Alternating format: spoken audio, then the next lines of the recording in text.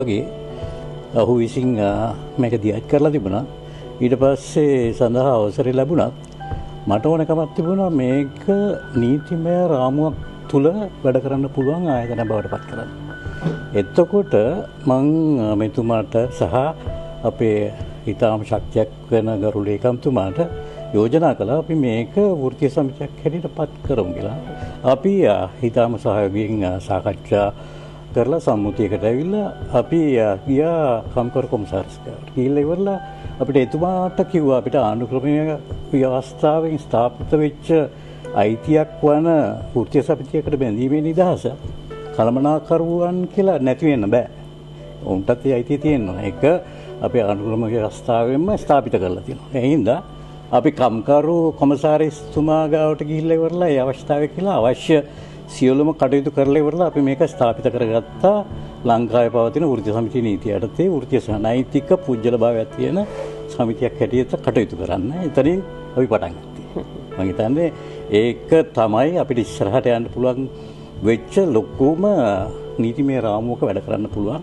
අනිත් එක එතනින් එහාට මෙතුමා කිව්වා වගේ මෙතුමාට සම්පූර්ණ ගෞරවය යන්න ඕනේ විධායක ශ්‍රේණියේ වෘත්තීය සමිතිය ආරම්භ කිරීමට. හැබැයි මට අවුරුදු 20ක විතර ඉතිහාසයක් තියෙනවා.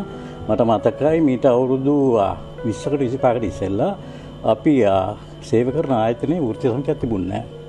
හැබැයි අපිට තිබුණා එක එක අංශවල ප්‍රධානීන්ගෙන් අපිට අපේ රැකියාව කිරීමේදී මතුවන ගැටලු අපි ඒ මර්ධනයට තදින් යොමු වෙලා තිබුණා.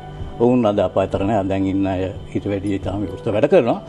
ඒ දෙන්නගෙන් විශේෂයෙන් කිව්වොත් අංශ දෙක දෙන්න කිරියා මම මෙතෙන්දි මතක් කරන්න ඕනේ මහානාම කියලා සහෝදරෙක් හිටියා. ඔහු ආරක්ෂක අංශයට තමයි අනුගත වෙලා හිටියේ.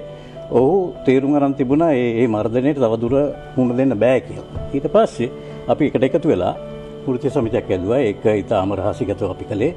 මම හිතන්නේ එතකොට අපි චන්ද්‍රිකා බණ්ඩාරනායක මැතිණියගේ ආණ්ඩුව කාලේ තමයි අපි එක අපේ රස්සාවල අනුතරේ හිලාගෙන කරපු දෑවැන්ත කැපකිරීමක ප්‍රතිඵලයක් තමයි ශ්‍රී ලංකන් ඉතිහාසයේ ශ්‍රී ලංකන් ගුවන් සමාගමේ වෘත්තීය සමිතියක් පටන් ගැනීම. ඒක ඊටම ක්‍රමිකව ගලාගෙන ගියා.